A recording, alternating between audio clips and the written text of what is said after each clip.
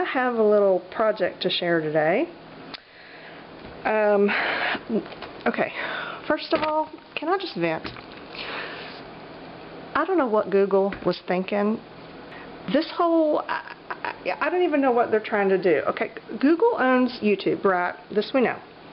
Well, I got up this morning and found that they've made some changes, one of them being that I will no longer receive notifications of comments on my videos through my regular YouTube inbox. You know, normally I would just go to my little dashboard thing, and if anyone commented on a video, even if it was from a year ago, it would pop up right there so that I could go and reply to their comment or whatever. Well, now that's not going to happen anymore. Now, instead of going to my YouTube inbox to look at the comments on my YouTube videos, I will now have to go into Google+, and that's where the comments will show up. This is highly inconvenient for me. First of all, I don't use Google+. Okay, I'm, I don't know, on it, I guess, because I had to be. I had to link my YouTube account to it. They kind of made that rule a while back, so I did it. So, you know, I've got my whole Google+ thing, but I've never used it. I get the little, you know, notifications every now and then that somebody added me to their circle. I don't know what that means. I don't know what's a circle. Apparently, I have a circle. I'm not sure. I don't use my circle. I don't even know what my circle is for. So now, not only is it inconvenient for me to see the comments on my YouTube videos, I now have to figure out this whole stupid Google Circle thing, which is very clearly, I think, their attempt to kind of compete with Facebook or something, because that it just seems to be sort of a social sharing place or something. I don't know. I don't know what it is. I think they're just trying to reinvent the wheel. Facebook does what it does and does it well. Google Plus needs to find something else to do, because this is inconvenient. This is not working. This actually makes me kind of mad, and I'm going to send them a very pointed email and let them know that I'm not happy. You know, as if that'll do anything, but whatever. So anyway, and it perturbs me because I do try to respond to as many comments as I can. And the more subscribers I get, the more challenging that becomes. And you know, there may come a day when I can't respond to each and every one, but it's important to me to respond to as many as I can. I don't want to be one of those YouTube people that just sends videos out and gets all of these comments and then never interacts with the people who are watching their videos. I don't like that. I don't respect that. You know, I can understand if you've got 1 million viewers and they're making, you know, thousands of comments every day, you can't possibly respond to each one. But you can respond to some. You know, so that's important to me, to at least respond to some.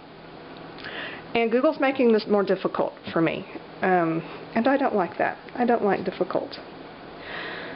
Okay, end of rant. On to the project. Here is what I came up with. Okay, you know, the other day I was talking about this journal swap thing that I'm in, and I have all of these lovely journal pages that other people have made, and I want to bind them in a book at the end of the year, so that I will have my year's worth of pages from this swap, you know, all in one little book journal deal, right? And I was thinking about some ideas. I had thought about using this file folder, and then I decided that the spine was too narrow, and if I made it any wider, then my cover would be too narrow. So I needed something bigger, and while I was filming the video, I spotted a gift bag in my art room closet. And that got me thinking about gift bags. I wondered about making a journal cover out of a gift bag. I'm not talking about cutting a gift bag apart and using the paper to cover another book, you know, to cover some chipboard and make the cover that way, you know, just using the paper as a cover paper. That's not what I'm talking about, because we can do that, you know, that's easy. I'm talking about kind of reconstructing the bag itself into a book. So I started playing with that idea, thinking maybe that's what I could use for this, and I went through some of my I don't keep a whole lot of them, but I have a few gift bags and shopping bags, you know, handled shopping bags that I've kept.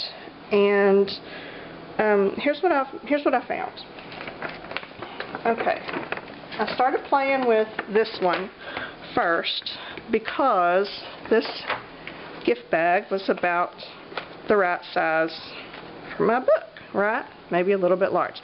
This is not the cover I intended to use. This was my, okay, let's practice and see if this is even doable type thing. So I started playing with it, and I wanted to keep the integrity of the bag, I guess, intact as much as possible. So I didn't do some of the other things that I've seen before, which is cut off the bottom of the bag and then just kind of refold everything into your typical book cover. That wasn't what I wanted. So here's what I did. Here's what it looks like, first of all. And this is just unfinished kind of practice prototype thing. But I left it in bag form as much as I could. In fact, I didn't cut away hardly any of the bag. The only thing that's missing is the cardboard insert for the bottom. You know, they usually have a little piece of chipboard in the bottom. I took that out, and this is the bottom of the bag, is the spine. And this is too big of a spine for that book. I don't need that much spine, so I made it half the size. But that's really the only thing I discarded, other than a few little trimmings here and there. So I'm really liking this. I like the way this is what the spine looks like. You do cut the bag in half and then kind of piece it back together, but by folding it this way, it looks really nice. And then on the inside, you know, of course this can all be covered with other paper, or if I wanted to make it sturdier, put some chipboard in here, you know, whatever. But I don't know, I'm really liking it. I'm thinking this is going to work. So this, I played with this one. I found this one from Bath & Body Works, and it had the different handle. It's got one of these little cheesy handles. And I wanted to make sure that it was just easier if I used the bottom of the bag as the spine. So that's why they're not always in the upright orientation. You know, this one, this is the bottom of the bag. So even though the printing goes this way, I wanted it to open like this. So there we have it. It opens up. I didn't glue anything down. I just was kind of playing with the construction to see if it was going to work. So there's another one. And obviously these are not heavy, sturdy book covers. You know, this is more of a paperback book journal thing. But like I said, if you want it sturdier, put some chipboard or something inside the covers. That'll work just fine. And I had this little bag, which I made a completed one out of it. It was just a little tiny gift bag. So I just grabbed some, these are just scrap papers, and made a little junk journal out of it. And I had some, these were little note cardstock note card things that were actually cut to the exact right size. So I stuck those in there, which makes the covers a lot sturdier. But as you can see, and it's got 2 signatures, and then the back. So I think this is just a precious little thing. And you know, you could take these handles off and put your own kind of little book closure, but I kind of like the handles, you know, tote your journal around thing. I'm really liking this. I want to do it on a larger scale to see how that works, but I think it is going to work. This, for this one, and as far as the actual binding goes, you know, it's use whatever you would for any other book, junk journal, mini album, you know, whatever you're making. This particular one, I just ran it through my sewing machine because I wanted to do it quick just to see, you know, how it was going to work. And it's kind of a hidden, so you can't see the stitching on the back, because what I did was just stitched it to the one side of the cover and then layered the other side over it. That was how I designed the construction of the spine anyway, which made it just perfect for being able to do sort of a hidden binding. So if you're not very good at stitching your bindings, you don't feel real comfortable with that, then this is a really good solution. You can just hide your stitching or your sewing or your gluing or whatever it takes to get them bound, and you don't have to worry about that. So there's what I have. Now I'll give you just a quickie demo of how it's done. Once you see how it's done, you'll see it's really a no-brainer. It really it is. These are some of the gift bags that I found I had laying around. Of course, this one I kept from a while back with the intention of figuring out some way to make a book out of it, because it just wanted to be a book, but until now I didn't know how it wanted to be a book, and now I think I know. So I'm excited about that. I've got these, just several, you know, different kinds of bags. Let's use this one. This little Charming Charlie bag, and I'll show you right quick how to do this. Okay, first thing is to remove the cardboard thing at the bottom. Sometimes it's glued in a little bit, sometimes it's not. Just throw that aside. Now, what you want to do next is to unglue the bottom of the bag. You really almost can't do this without some tearing and peeling, so don't worry about it. You know, it's going to do what it's going to do, but you'll still be able to make a nice book out of it. You just want to open the bottom all the way up. This one's actually peeling much cleaner than some of the others, probably because this is so slick. There we go. Bottom's open. The sides of the bags have a seam in the middle where they're, I don't know, gusseted, I guess. And I want to keep that seam. I just fold, see what I did here? Open the bottom, just keep that seam, and fold your bag down like that, because it's used to being folded the other way, so get it used to this. So there we have it. Now, this was the bottom of the bag, this was the top, so this is going to be my spine. If you want to do it this way and make this your spine, you go right ahead. You can do it basically the same way that I'm going to show you. That's perfectly fine. I like this thing personally. First thing I'm going to do is cut the bag along the side seams, both side seams. These are right up the middle, and I'm going to cut. I just use scissors. You know, if you want perfectly clean lines, you can go back in and use your X-Acto or your paper cutter or whatever to clean it up. But these don't show from the outside. They're folded into the inside, so they're not really that big a deal. So do this on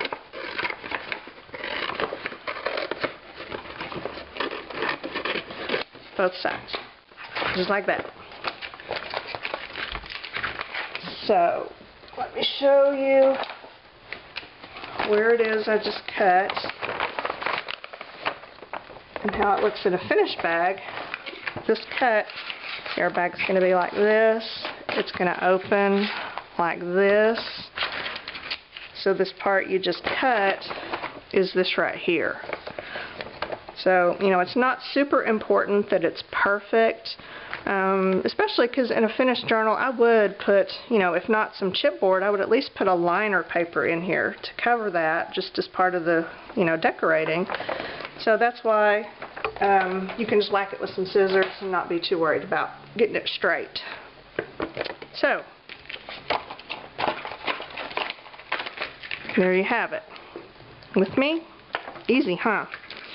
Okay, now you decide how wide you want your spine. I find that the original width of the bottom of the bag is usually too big for a spine.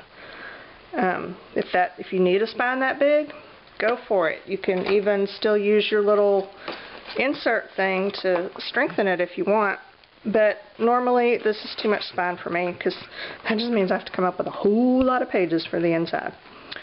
So I have been cutting mine down, not cutting it, folding it by about half. So what I do is take each one of these pieces, we'll call this front cover and back cover, take my front cover, this is my bottom, just fold this up to the crease. So see, I've just made a crease about halfway across. Alright? Do the same with this one. This is the bottom.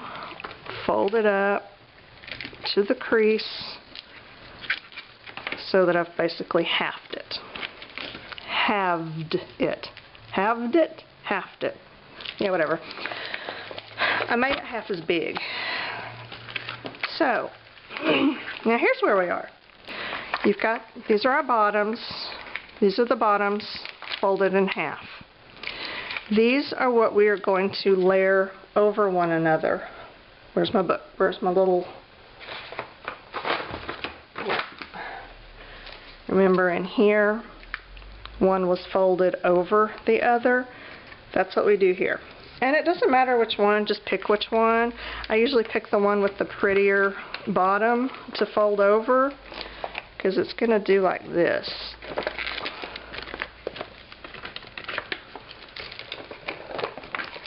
You see what I just did? Okay, let me do it in slow-mo. Here's our bottoms.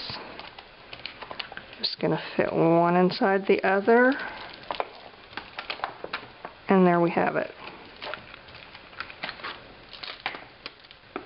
See, that's just putting the two, lining them up and putting them together just like that. Okay, for this particular one, the bottom came unglued fairly cleanly. This one has a little bit of residue on it. This one, not so much. This one's pretty smooth. So I want this one on the outside, this one on the inside. So I've got these like this. I'm going to arrange them like that. That puts my smooth one on the outside, my one with the residue on the inside, so it's covered up. So that's going to be my little finished book right there. Okay, you know what, I just had second thoughts of showing you what I was going to show you, because I'm now realizing that it's pretty much unnecessary for me to do it the way I did it. Yeah, it really is. So you know what? Let's glue these babies together and call them done. So I think I went through an extra step when I made those others. An extra step that I didn't need. Okay. So here's how you want the inside. Just start gluing down anything floppy.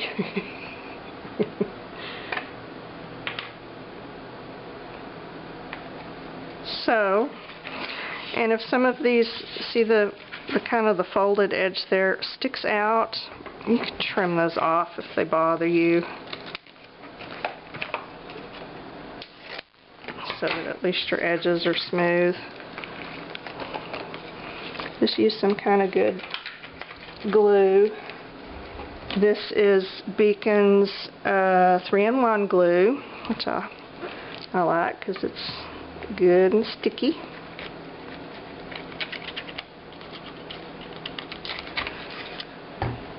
And this one goes here. And this is my outside. I have to continually kind of put my thing back together so that I don't lose track of what goes where, you know? Okay, this here, this here. Okay, here's what I just glued down. That's my front cover. I can go ahead and glue down this back cover. I'll trim off those ends that are sticking out so that they don't look all tacky. Can't have tacky ends. There we go.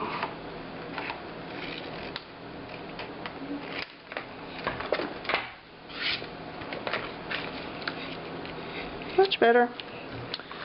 Okay, glue the little flaps down.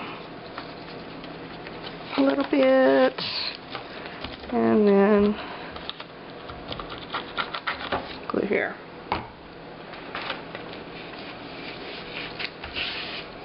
And you can make little pencil notations on your different sections to say, okay, this is the inside, this is the outside, this is the front cover, the back cover, you know, whatever it takes to keep you from getting too confused.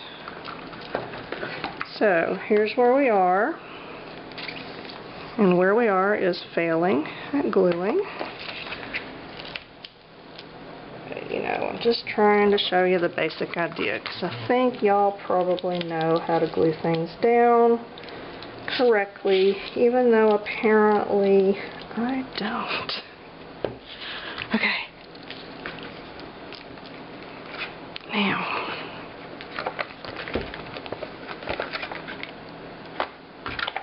okay, still looking good. We got our little stripe pieces stuck down.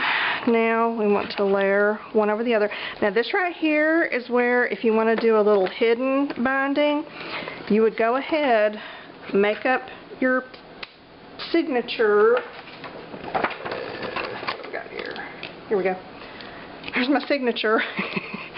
Make up your signatures and attach them in your chosen way. So it, you know, do a little folded hinge binding, whatever you want, right here, and then put this over like that, and it will hide all of your stitching. So that's how you do that kind of hidden thing, like I did for this one. Now, if you don't mind your stitching sewing, if you want to do some kind of a decorative stitched binding, then you can just go ahead and put these together. And that's what I'm going to do for the purpose of this demonstration.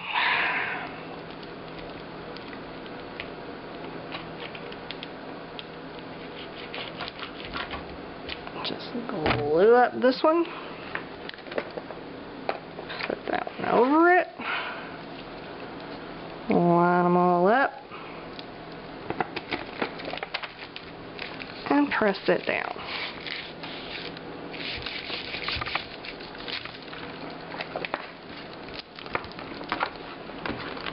So, there you have your gift bag book. Clever, huh? Now, in a couple of them, I even played with, I had pulled these out, which you can do, and played with doing some weird stuff up here. You know, it's totally your option. You are going to have some random creases, because, you know, your bag is going to come pre-creased here and there. You can work with those or not. I could have just folded this over one more time and made it a little bitty one to cover up all those other creases, but that's not a big deal for me. I don't mind that. Also, before you glue down, if you want to put something in here to sturdy it up, you can do that, and then put on a lining paper if you want. I actually prefer, I think I would do the lining paper afterwards, because, you know, this is not real attractive. I would want to cover that.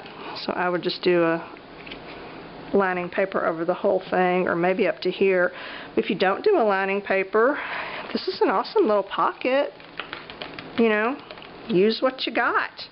Or do a lining paper from here up over that one and leave your little pocket here exposed. I like that idea. Let me do that. So, there you go. I mean, that was really easy, right? I don't know. It felt easy to me. It's the only thing that's confusing to me is folding up that end and then figuring out what goes over what and how much to fold up. And it would be easier if you cut it down, but you know, I kind of like the sturdiness. You want your spine to be sturdy. I mean, your spine, your book is really only as sturdy as your spine. That's where you want the strength to be. So, I kind of, you know, I don't want to cut too many of the layers down. And by leaving them folded like that, you make it thicker. Plus, we have used all of our gift bag except for these what if these few would have four little shredded pieces. Here's the waste involved in this project. Practically nothing.